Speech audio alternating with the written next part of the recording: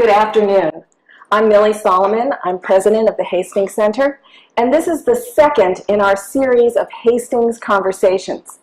Every 2 months, we feature a research project that's going on here in our beautiful facility in Garrison, New York.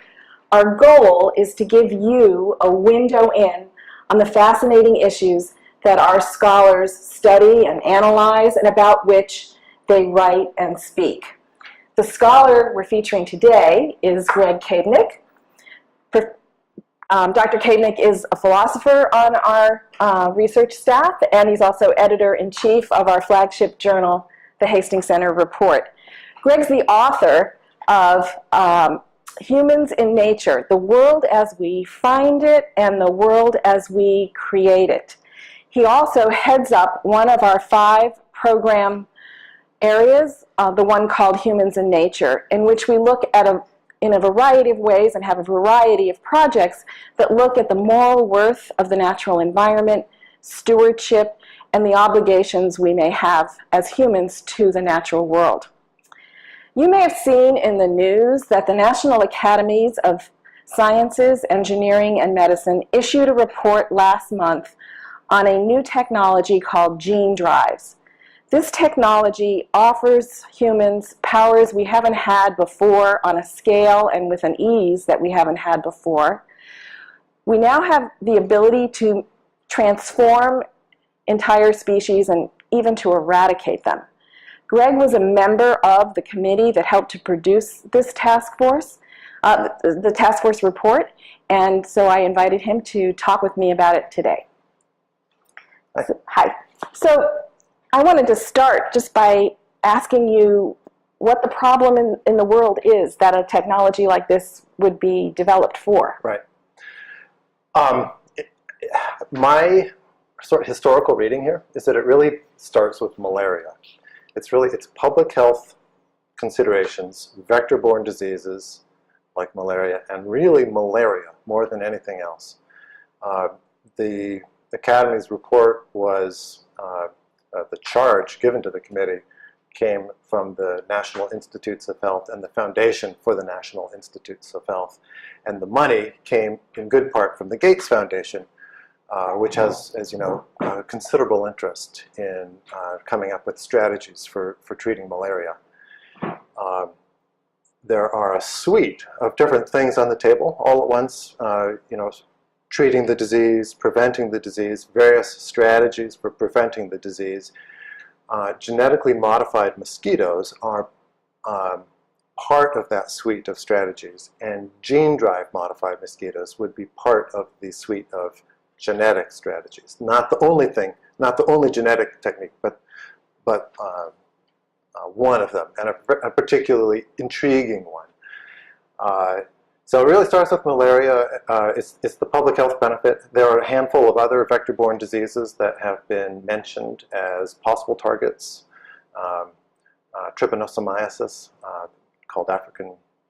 colloquially known as African sleeping sickness, which is transmitted by the tsetse fly.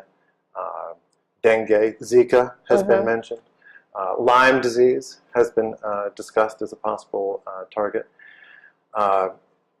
So vector-borne diseases, and then there are some other uses. There might be some agricultural uses. We consider a few in the report, and there are a handful of very intriguing environmental uses, actually, which we also discuss in the report. Well, it sounds like there's a lot of potential benefits. So in a moment, I'm going to ask you what the downsides are and what some of the ethical issues are. But first, I think it would be good if you explained what gene drives really are and how they function. Right. All right, so a little bit of technical, yeah, exactly. Moderately technical stuff here. So the short technical definition is that a gene drive is a system for biasing inheritance. Biasing inheritance. Okay. So typically, when you introduce a genetic element into an organism, it may or may not get passed along. A gene drive, there's a 50% chance it'll get passed along. With a gene drive, you are increasing the odds that it's going to get passed from parent to offspring, and the result is that you're increasing the odds that it'll get passed throughout the rest of the population. Now, it turns out, I didn't actually know this going into this whole process with the academies, but it turns out that there are a variety of gene drives that occur in nature. And mostly they are not well understood. The basic molecular mechanisms are not understood. But with the development over the last few years of the CRISPR-Cas9 tool for gene editing, which is, upending the world really of genetic science, people realized that they could use that to create an artificial gene drive. And that's sort of the paradigm case now for gene drive. So I've got a couple slides that demonstrate how this would work. In the first slide, you are looking at what the gene drive does within the organism into which you've introduced it. So you stick the gene drive onto one of the two sets of chromosomes that any organism has inherited from its parents. CRISPR-Cas9 allows you to get it at exactly the right spot. And then the trick with the gene drive is that it will get itself copied from that set of chromosomes over into the corresponding spot on the other set of chromosomes. In the slide, that set is labeled WT for wild type. So it gets itself driven across that organism's chromosomes. Now, the second slide shows you what happens within the overall population. The organism that has got the gene drive now has the drive on both sets of chromosomes, so when it reproduces, it's guaranteed to transmit the drive to all of its progeny. It can't not transmit. It's accelerated and directed evolution? You could think of it that way. It allows you to sidestep the usual Mendelian pattern of inheritance, where a genetic element would have a 50% chance of getting transmitted to the progeny. So the gene drive, there's 100%. Well, if it works really well, a gene drive could be 66% chance, but the better ones will increase, and you can get possibly into the high 90s. So that's why you called it biased inheritance. So it's biased inheritance. A great term. So in that second slide, the teal mosquito is the one with the drive, and you can see that it transmits the drive to both of all of its progeny, and then that same process within the organism occurs, so they transmit the drive to all of their progeny, and it takes over the population. And if the drive is quite stable, in theory, you can do this even if the drive confers a harmful trait. So if you've introduced a genetic element that's not driven, it will probably get weeded out at some point, because probably it's harming the organism. The organism will be less reproductively fit. It'll die off. The trait will go away.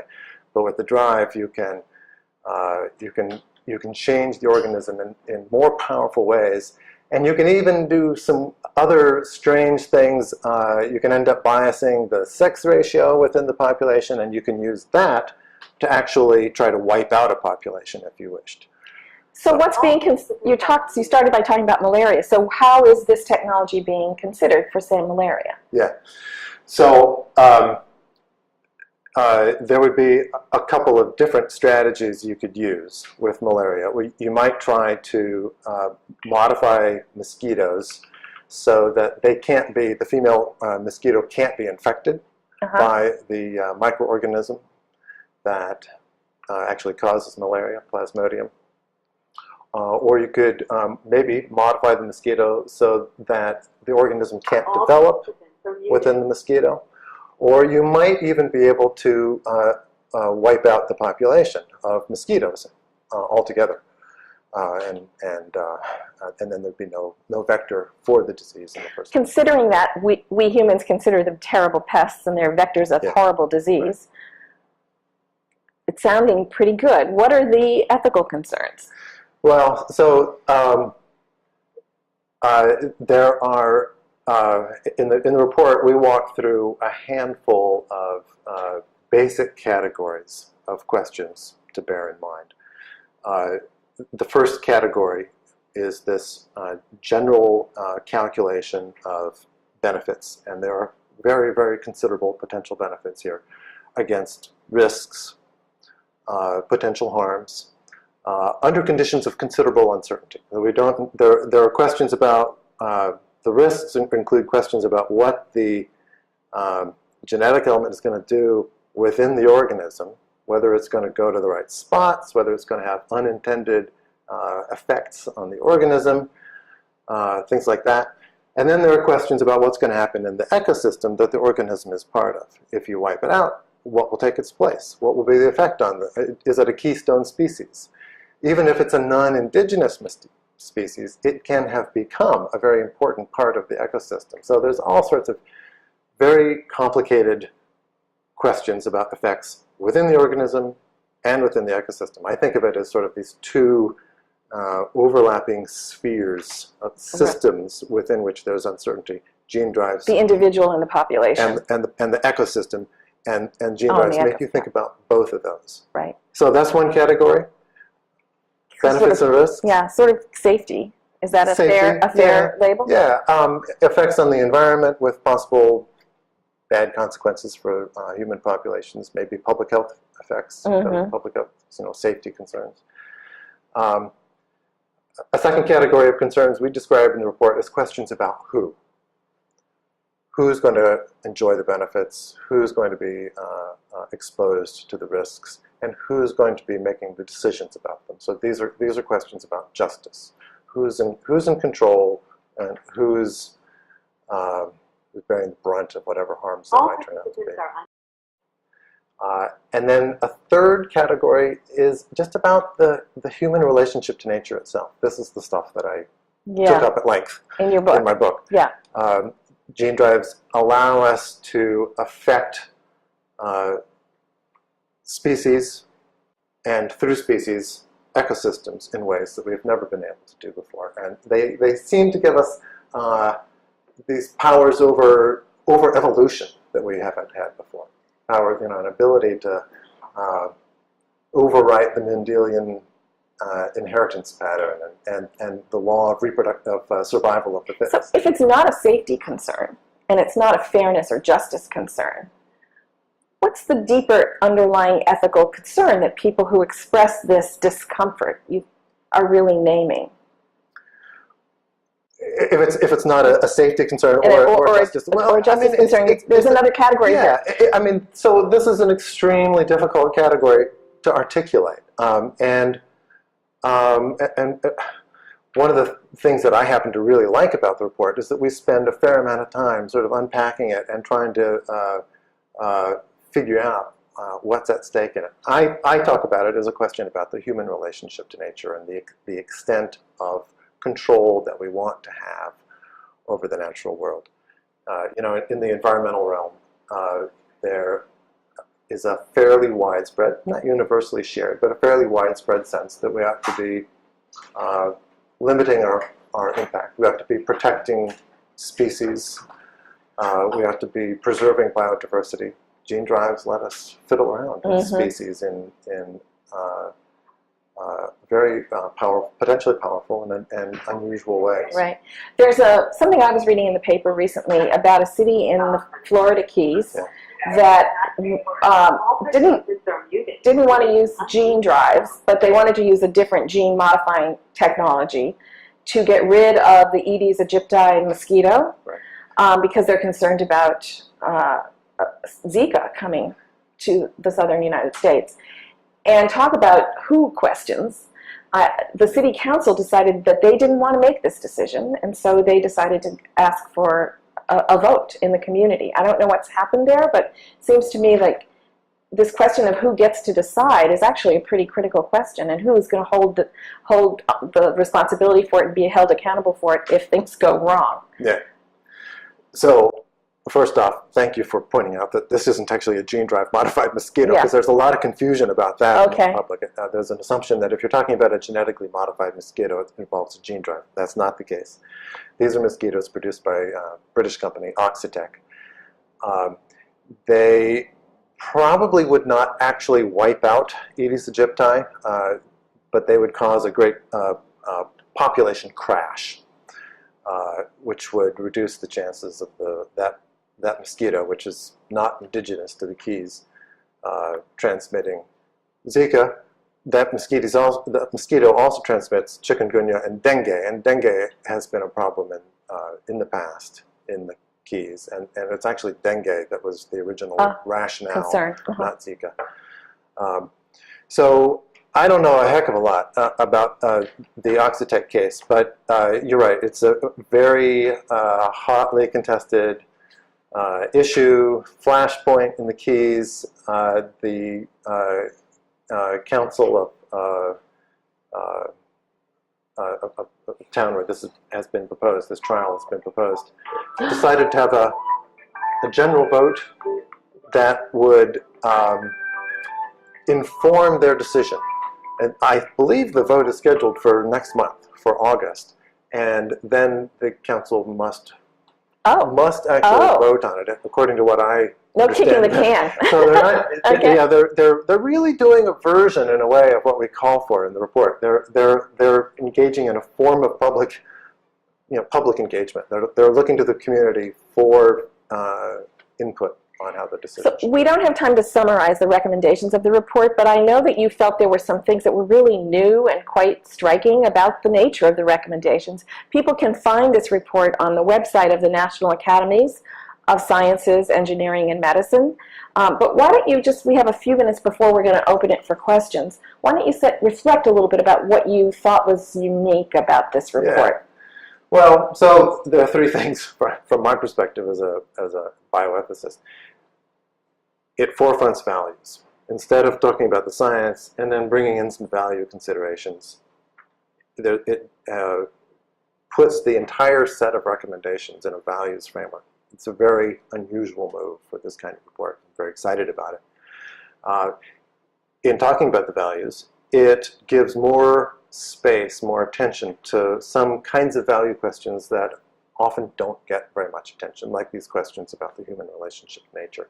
The report doesn't impose these on people. It just says, this is within the range of legitimate kind of questions that people can ask. And third, it endorses a kind of precaution. In the political debates about genetically modified organisms, precaution has been a real problem. Critics of precaution believe that it's being set up, precaution is being used as a barrier to science. That precaution is an anti-science, anti-reason kind of position. And sometimes it actually gets used that way. People will say, we don't really know exactly what's going to happen with this, so there should be a general moratorium on this kind of technology. Well, the report says there's uncertainty here. We should proceed with precautions. So precaution is endorsed, but it's endorsed as part of a path toward possible eventual use of these things, these organisms, these drives in the environment. So it doesn't create a dichotomy between caution and scientific progress. It probably is important, just to say very, very briefly, that the report says we're not ready to use these in the environment. We can proceed in the lab with controls to keep them from getting out. And we can move toward consideration, and possible actual use of them in the environment with a series of constraints on how we do it to make sure we're doing it well. So that's a very enlightened definition of precaution. It says we can proceed, but wisely, and with some constraints so we can learn from our experience. I believe so, yes. That's great. So those people who are still on YouTube, you're able to, I think you're able to text us questions, and I have seen one question come in, which had to do with whether or not gene drive technology could be ambushed for terrorist purposes. There's a slight chance that it could be. You might be able to modify a mosquito so that it was a better vector. You might be able to modify a mosquito so that it actually delivered a toxin, say, in its saliva, so that it was itself not just transmitting a disease, but it was itself actually causing health problems. So there is reason to monitor these things from a bioterror standpoint, Okay. but it's a slight chance, and they can't be used on some of the things that really raise the deepest concerns about bioterror. They can't be used. Gene drives cannot be used on viruses, for example, and they can't be used. Oh, that's very important. Yeah, they can't be used on most bacteria as well. They really only work in organisms that reproduce sexually, and they're really only so that wipes out most microbes. That's interesting. Yeah. So I'm going to conclude. I'm sorry that I think there have been technical problems, but I'm going to ask you the final question, and this will be in the archived material. So what should an environmentalist make of all this? Where do you come out? Because I know that you have very that describes me. So I believe that we need to consider these technologies with respect to what their impact is in the environment, and we need to do so case by case. I think that it's easy to look at genetic technologies, genetic editing, I think, and adopt a kind of never there. It raises these questions about our relationship to evolution. That this idea that we're doing something to the natural world that is just intrinsically wrong.